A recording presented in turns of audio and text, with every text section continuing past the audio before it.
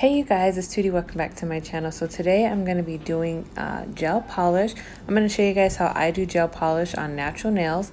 So today I'm going to be using a new gel polish. This gel polish is just from a local beauty supply in my area.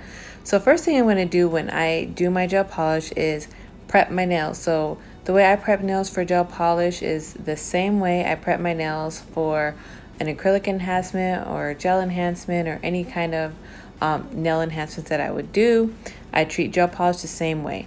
I find that when I do that, it makes the gel polish last a lot longer versus just, buffing it with like a buffer and then putting some nail dehydrator.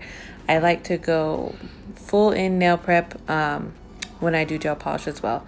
So I push my cuticles back, I nip my cuticles, I nip my client's cuticles if they have any to be clipped.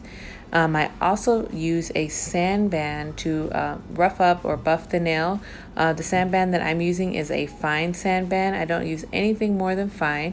So I'll just go around the skin, make sure I can get everything that's stuck on the nail plate, rough it up, remove any oils. One thing I would recommend is not lotioning your hands before you do your gel polish because you'll be adding extra oils to your nails, which will make them peel off easier.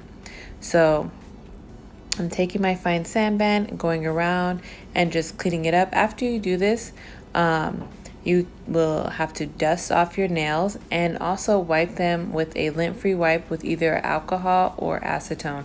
One thing I forgot to do when I was doing my gel polish was to wipe it off with acetone. It's been a little while since I've did it with just did gel polish on myself, so I kind of missed that step, and I noticed that I missed it when I was painting my gel polish. As you will see, you might see some little dust bumps on it. So if you want to avoid that, I would recommend to make sure after you file the nails, buffing them and shaping the free edge like I'm doing here, you dust them off with your dust brush, and then also take acetone or alcohol on a lint-free wipe and just clean the nails off that way. So when I'm done with doing my shaping of the natural nail, I will just go ahead and go in with my nail primer. So the primer that I use when I do gel polish is the same primer I use when I do acrylic or gel. So the same way I do it, I will put one coat of acid-based primer. This works for me. If it doesn't work for you, you just have to do trial and error and see what works best for you.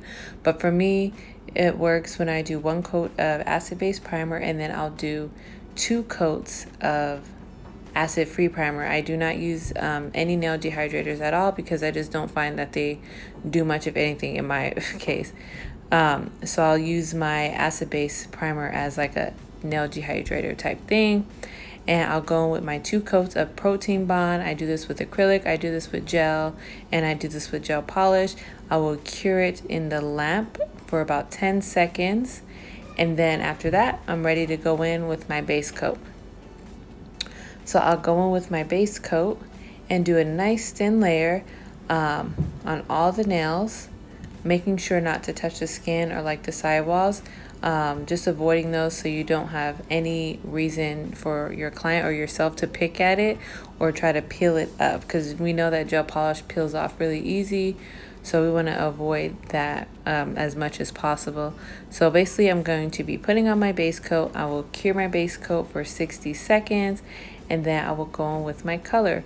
So the color that I'm using is really nice. It's super pigmented, so I'm able to get away with just doing 2 thin coats.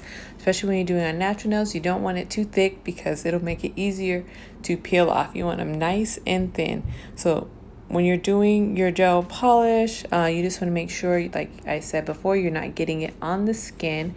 So get close to the cuticle area, but do not touch the cuticle area, because once you put it in the light, it will dry and it won't be easy to take off. If you get any on the skin before you put it in the light, do what I did and go ahead and wipe around with a gel brush and some acetone or alcohol and just clean it up like before you put it in the lamp, because like I said, once you cure it, you either have to follow it off or soak it off. It's just going to be sitting on your cuticle. So you do not want that. You want to avoid that completely. So what I'm doing here is I'm going to be doing my first thin coat. I'm not sure if you guys can see the little the little dust bumps or whatever on my nail. I told you guys that I forgot to wipe it off with my lint-free wipe and my acetone. So it's not super noticeable, but obviously if you're wearing it, you're going to be looking at your nails. You're going to see little dust things under your, gel polish. So you want to avoid that by just wiping it off. When you're all done doing your 2 thin coats, you can take your gel polish and just go along the free edge and just cap it off. And then if you get any on your skin, just wipe it off before you put it in the lamp. And ta-da, you're done.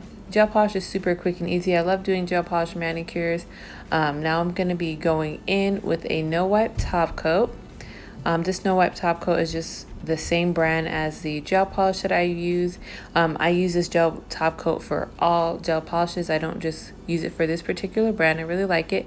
I just got like I said, my local nail supply store in my area.